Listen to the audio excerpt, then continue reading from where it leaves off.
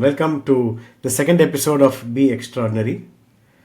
The first episode, the pilot episode, we discussed what separates the average from the extraordinary.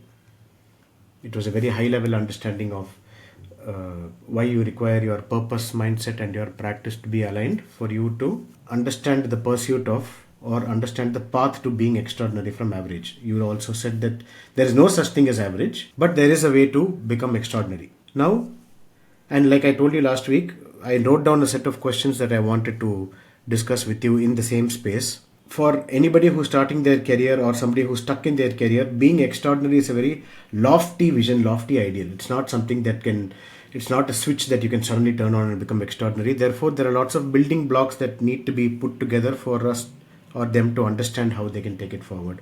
And the idea is that to make everybody extraordinary, it is possible. Now, in that, the first question that I had written down was, everybody is looking for professional success at some level.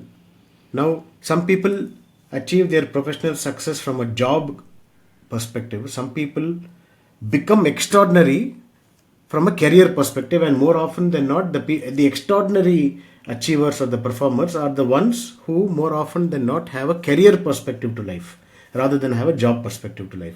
So that warrants the fundamental question of how do we approach professional success through, what is the difference between approaching it through a job lens and what is the difference between approaching it from a career lens? That's an excellent question, Ashwin. Not often I'm asked this question because very few people understand the difference between a job and career, and many a times one mixes job and career and we use it very, very loosely, right? Because people say, this is the career I'm offering you, and you may be actually applying for a job, correct? So clearly the ones who are extremely successful and when you're looking at it from a professional success lens and a professional fulfillment lens, okay, they seem to have understood in my own conversations with people, right, across the podcast, across geographies, globally, whom I have spoken to. There's a certain sense of how they look at their career and how they do the job that they are doing just now, right? So a typical difference between a job and a career is, a job is something that you do at a point of time for which you are earning some money, right? So therefore, you may actually, finish your graduation, you may join and, as a technical engineer, or you may be joining as a marketing executive, or you may be joining as a management trainee in an organization. So that's a job that you are actually getting in, and you're being paid for it, right? Most often the job entails you to deliver on some particular short-term objectives, right?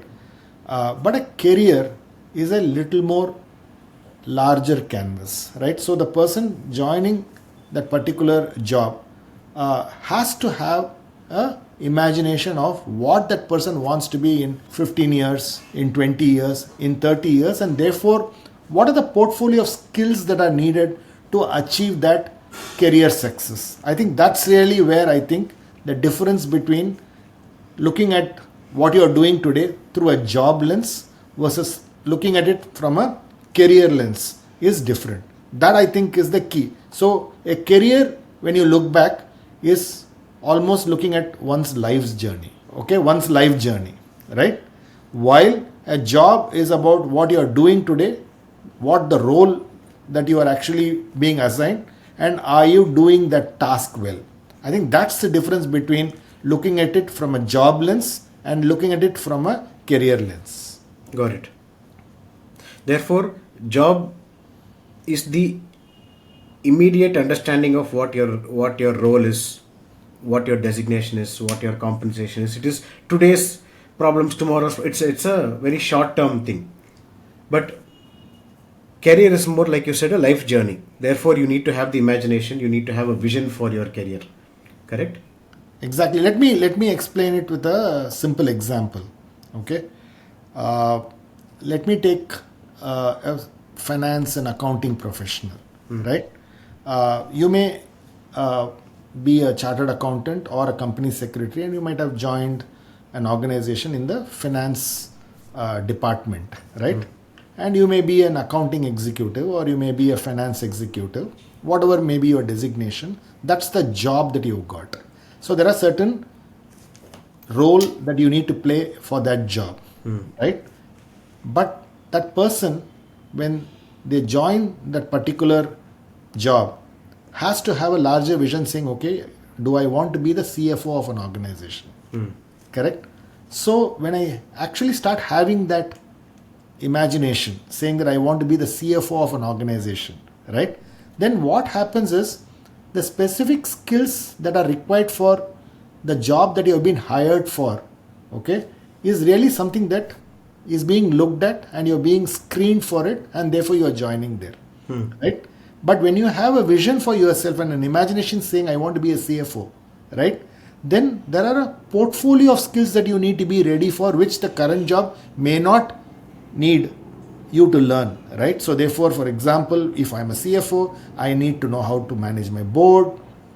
I need to know what funding is all about. How do I raise funds, right? I need to ensure that I look at industry trends, forecasting. What does it take to put investments in multiple geographies? I need to understand about various industry growth rates. How are companies growing in different geographies? You may need to have a larger view of how you actually have to make your money grow for the company, right?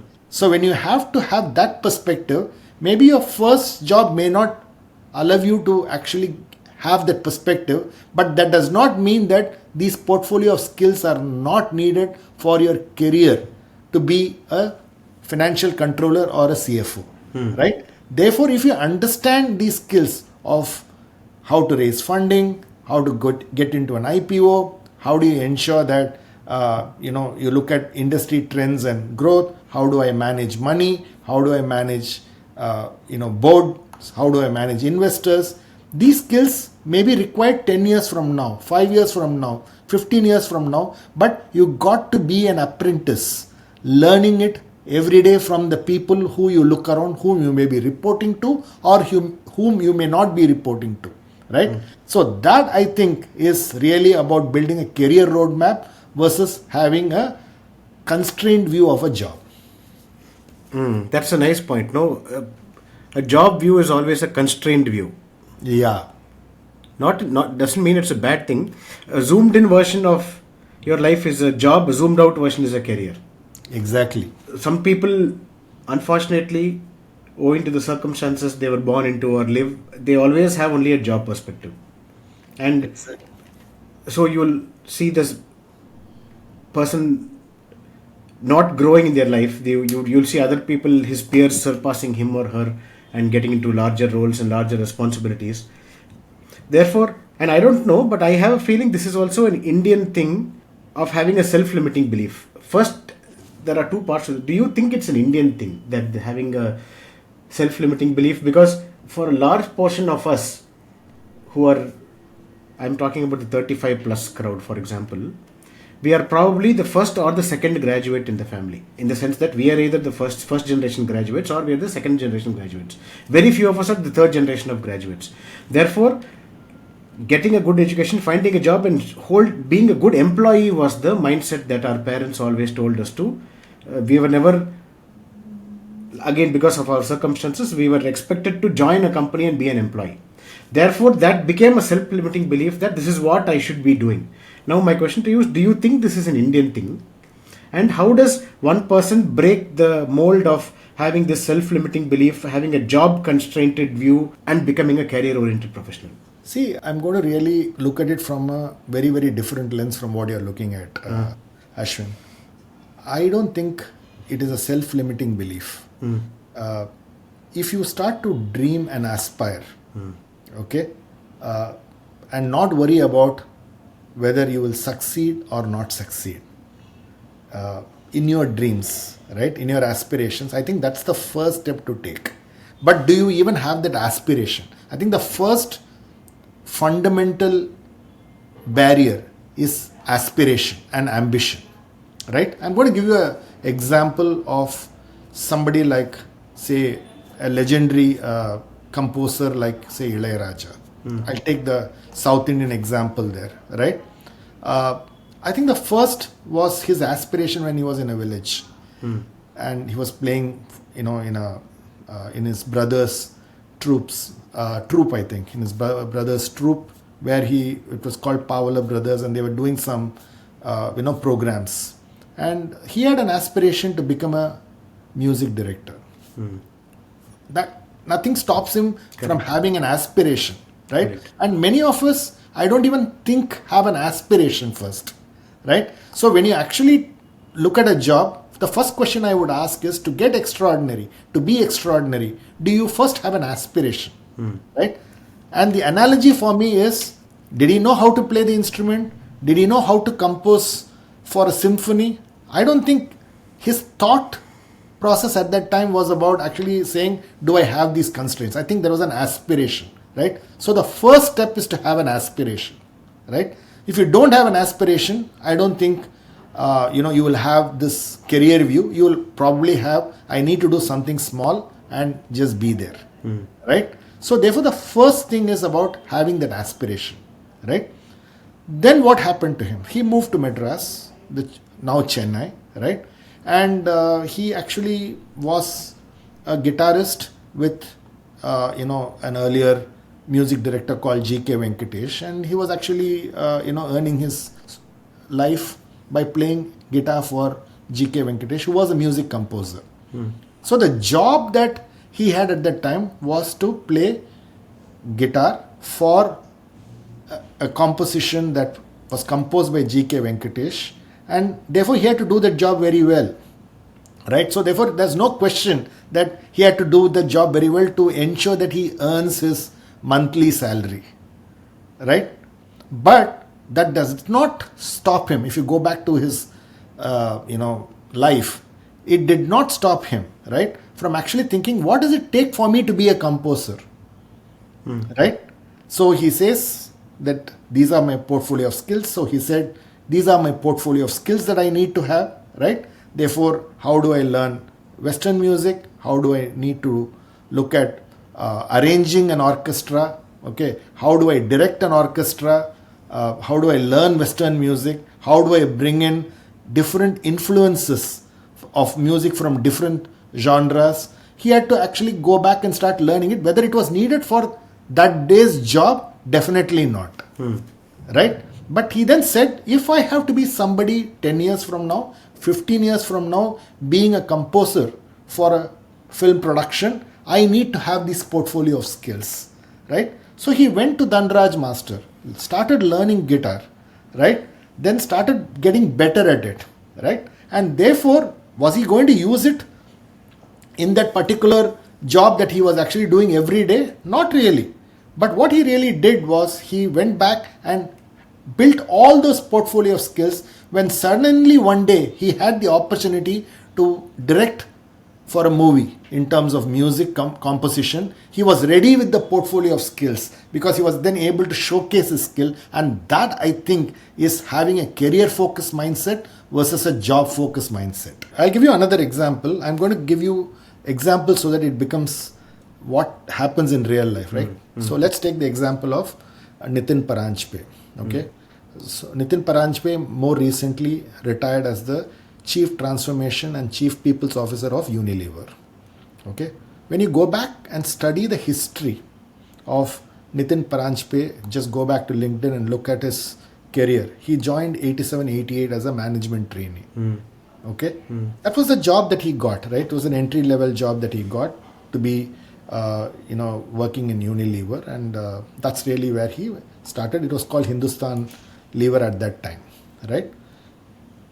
But if you dissect and look at what probably made him reach where he reached by the year 2025, he's got about 37 years of experience today. Yeah, I'm just looking at his Right? profile here. Yeah. Yeah.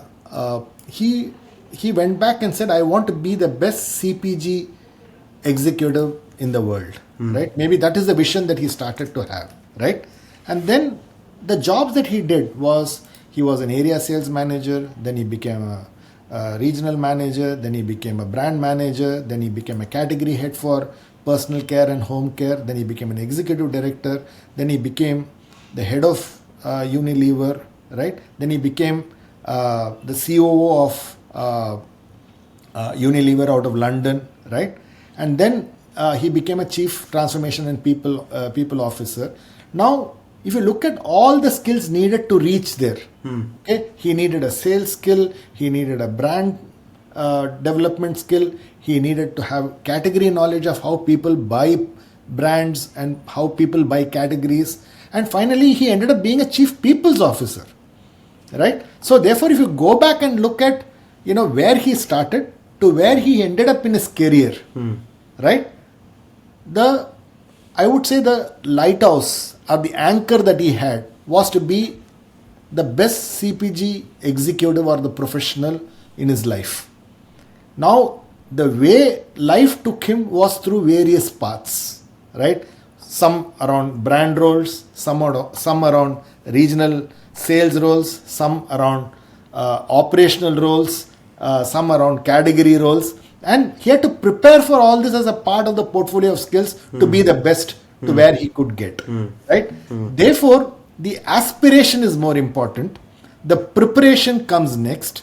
And therefore, taking advantages of opportunities then become the next aspect of how your career then starts to build for itself. So that requires a certain, like when you try to create or have a vision, therefore you need to have a great imagination of where things will be, where you will be, where there will be an overlap of what you're doing and with what is required in the industry.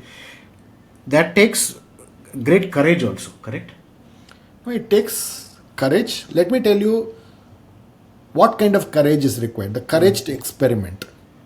The courage to say no to opportunities that may look interesting and probably giving you a lot more money in the short term. Right?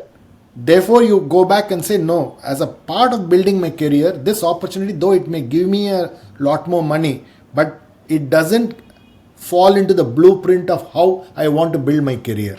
Correct. So suddenly you don't jump from job to job. You don't say, hey, somebody is giving me a better designation. Somebody is giving me a higher pay package. Sure, those are important. I'm not saying they are not important. But if it fits into the career map and the portfolio of skills that you're building and you want to build, then you take up that role and that job, right? Therefore, what is important is the courage to say no sometimes and the courage to say yes when probably your skills are not tested, but it's actually, in the kitchen that you have been building, but you now have to apply it in the real world, right? So therefore, that's really the difference in how I see courage. When a career professional has that courage, the opposite of that for somebody who is limited by the job, therefore is complacent. Is that correct?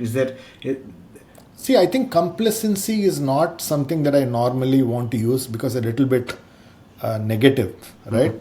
I would say being constrained and not having the imagination and therefore carrying a lot of blind spots. I would use the word blind spots, right?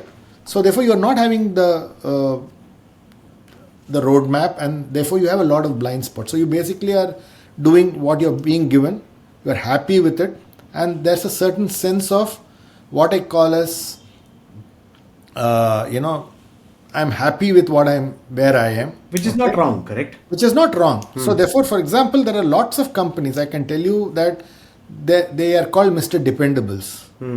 They are extremely good at execution. Okay, you give them a problem and you tell them get this done, they will do it extremely well. Okay, and they probably are the people to go to in many companies. Correct. Right. So therefore, the most important differentiation I would say is what is it that you want out of the job that you are doing. That's important, right? So therefore, if you have a career mindset, okay, then you have to say, you know what, these are the portfolio of skills that I need, therefore I have to prepare myself. Somebody else might say, you know what, I want to be the best at what I do. I may be an individual contributor, but I'm happy being where I am, and I will actually be the best at it. Let me give you an example. Let me take the example of I'll take an analogy of a music orchestra, right? Like say, let's take the orchestra example again. Not everybody needs to be a Zubin Mehta, right? Correct. There are, I would want to compose. I want to,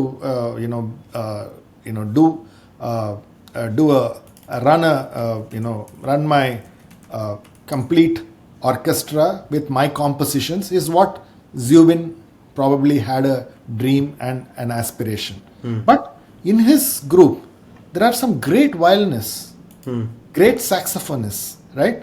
Who are actually saying, I want to build and be the best in that instrument. Okay. So therefore, if I'm best in that instrument, I'm always sought after.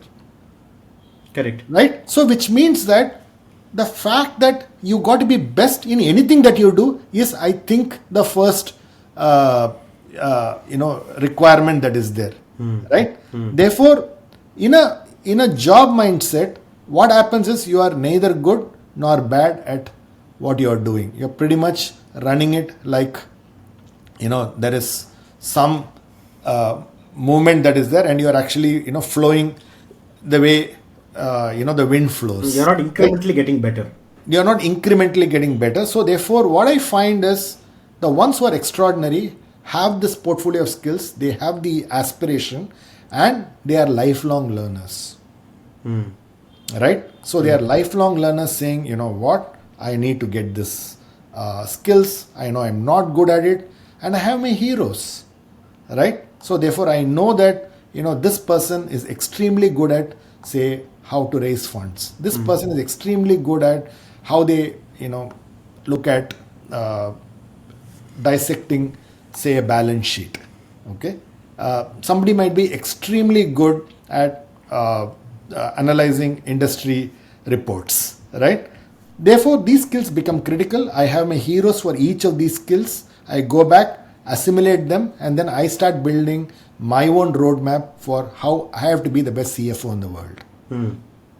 So therefore, most of them are lifelong learners, and the ones who probably have a constrained view are not lifelong learners. So they think that I've learned enough and I just need to extract some value of what I have learned. So they tend to chug along, and soon it hits them in their 30s and 40s when growth does not happen and what you earn does not commensurate with what you probably have as your competency. They start losing relevance. They start losing relevance. So what you've said then, there's a nice balance, because if you have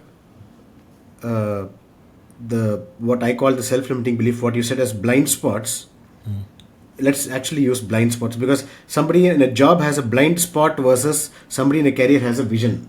Yeah. So you're limited by a blind spot, you are unbridled by your vision. When you have a career, you have the courage. When you have a job, you are complacent, or you are not looking to expand.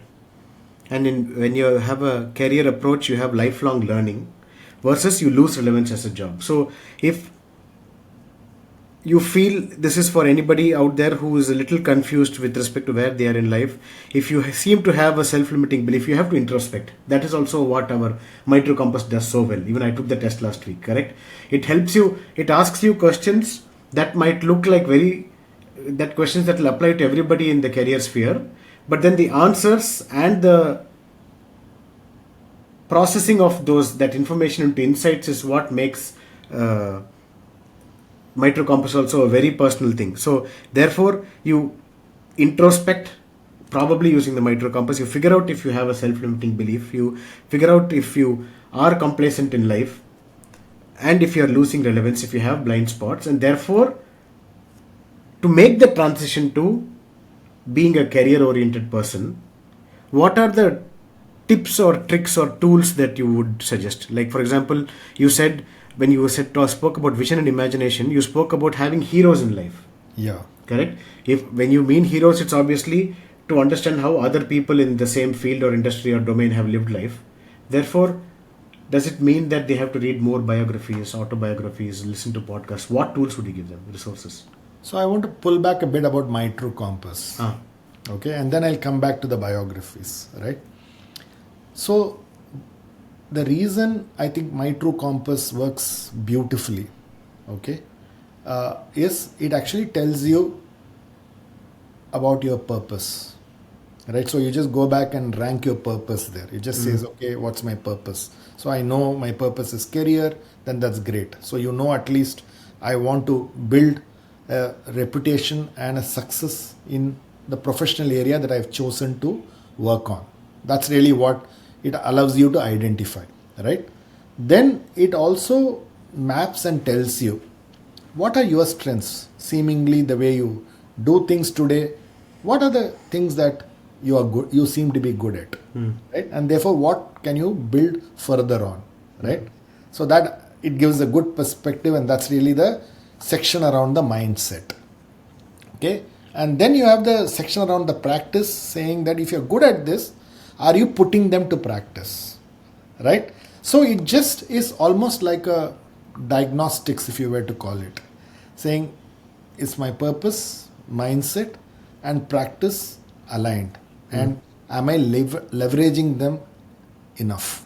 That's really what I think my true compass does. It's almost like a mirror where you look at it and then say, am I taking advantage of what I'm good at, and am I doing it to the best of my ability every day, and can I get better at it? correct. Right? So that I think is really what my true compass does. So therefore, when you have a job versus a career mindset, and when you want to build this pivot from moving from a job lens to a career lens, it's always good to start looking at saying, okay, where do I stand today? And therefore, what do I need to do to build professional and career success? My true compass is like a springboard to get there. That's really what I think my true compass does. And I would sincerely urge people to go back and take my true compass, because it just gives them some kind of a diagnostics about themselves. Right. And very often we don't spend time doing a diagnostics. I've about never heard us. of career diagnostic as Yeah. something. So that's that really what I think my true compass does. Now, answering your second question, what are the tips and tricks that you're talking about? You're talking about heroes, right? So therefore, reading biographies, listening to great achievers is one way of observing and learning from them. Okay. Let me give you a couple of things that I do, right? Which probably many others can add as a part of the comments, and they can share it as a part of the community. One of the books that I think really gives very good insights is Poor Charlie's Almanac, which is Charlie Munger's book, and it's a fantastic insight of life lessons that he's learnt, right? And it's a fantastic way of reflecting whether you are doing things in a templated manner, or are you observing, immersing yourself, and are you doing it out of intent, and is there a deep learning around which you are implementing things, right? That's a great book to read. The other one I would suggest is a book called Not for Bread Alone. It's the life story, and he talks about the philosophy of Matsushita, right? Okay. And again, a beautiful book where I think the title itself is so beautiful, right? Not for bread alone. Correct. Right? And that's really almost like a job mindset, Correct. right? So if you want to build a company like Matsushita, right, then you need a different mindset, which is really about a career mindset. And that I think is a great example of learning what does it take to actually pivot from a job versus a career mindset. Got it. That I think is a interesting example for us to take, right? The other one is if you want to listen to some podcasts, I'm sure Founders Podcasts Right. is a great repository. It's got brilliant, I would say, anecdotes. What did it take for these people to achieve what they did? And and Founders Podcast takes great founders, great company builders, and their life story is mapped so beautifully, and there are life lessons that you can pick up. And each of those life lessons are something that you will be able to resonate and look back and then say, hey, I can apply some of these principles to what I do today. Correct. So I would say these are the three resources that you could start off with. I could give many more, but I would say start with this, and doing it in a disciplined manner every day is something that's very, very important. Correct. So, because that would probably fall under lifelong learning when you say discipline, because it's lifelong learning requires some kind of rigor. Exactly. And that rigor can be only fed by curiosity. It can only be fed by some kind of hunger that you have. And like you said, that neatly ties back to the fact that if you see, lifelong learning is not that you just pick up any book and read whatever you want and say that you learned something from it. It has to, when we, especially from the professional career focus, once, like you said, you have a portfolio of skills, then your lifelong learning is oriented through your portfolio of skills. Once you know what your skills are, once you're aware of those strengths of yours, then you start attracting resources and knowledge to enhance that. Absolutely. See, I'll give you an example, Ashwin. So when I started getting into marketing, right, I had a lot of choices, right? I had a choice probably to work for a large multinational bank, but I did not take that up as an option, though it was a high-paying job. Okay, I decided to move into marketing, which was a slightly, if not relatively low-paying job. But I decided that I want to be in marketing. That's the first decision that I took. Okay, so that's a career decision, not a job decision. Okay, then I ended up working in an agency, marketing agency, started growing there. But within that, I said, okay, should I be in the mass media business, or should I be in the, say, a database marketing business? Okay, which is really CRM and stuff like that. And I decided to take up CRM, which is really a niche even in the marketing skill that was required. Therefore, I decided to specialize in, say, CRM, database marketing kind of area, right? So then I started working on a niche, and therefore the niche then started helping me further build my expertise, right? So therefore, if you ask me, I used to read biographies of Lester Wonderman called Being Direct, okay, which is something that I read, and I used to look at Drayton Bird as my hero, right? So therefore, I had my heroes there. Drayton Bird has written a book called Common Sense Direct Marketing, which is something that it's a Bible for me, right? Therefore, I started doing all of that, and then I started building expertise, right? But as I was doing that, I was realizing that the world was changing to technology, right? And marketing was increasingly becoming data-driven and technology-driven, right? Which is when I moved to taking up technology-related initiatives in marketing. Therefore, digital marketing, that's really the area that I started pursuing and got interested. So every 5 years, I would say I would disrupt myself, saying, hey, can you become comfortable by being uncomfortable? That's another important career mindset that you need to build. So you need not do the same thing over and over again. You need to look at what's your professional, I would say, trend in your industry, where is it moving? Look at which areas you need to really take a bet on. Okay, that's really where you talked about this whole thing of having the courage and the risk that you need to take, right? Therefore, I picked up technology in marketing to be my core. I would call it the next pivot, right? And therefore, moved into analytics, martech, technology. That's really how I moved, right? And then I said, okay, can I do a startup? Therefore, I did my startup. But everything was in marketing, and that's really how I progressed. And therefore, the fact that I was hands on, I was able to learn and do as I grew with experience is very, very important. And that I think is a career mindset. And I was not looking at it only as a job. Correct. That I think is key. Correct. I think there was a very powerful phrase you said, disrupt yourself. Yeah. That, yeah, very powerful thing to us to process. Like you said, career diagnostic. The first thing should be, how can you disrupt yourself? Because your competition is you.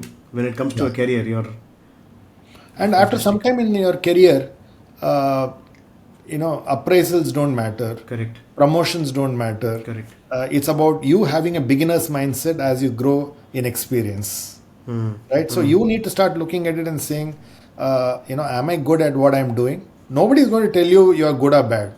You need to have a compass, which is really why we call the product that we have today as My True Compass. Correct. Right? Therefore, it's very hard to have a realistic view of your skills, your capabilities, and then working towards improving them. Right?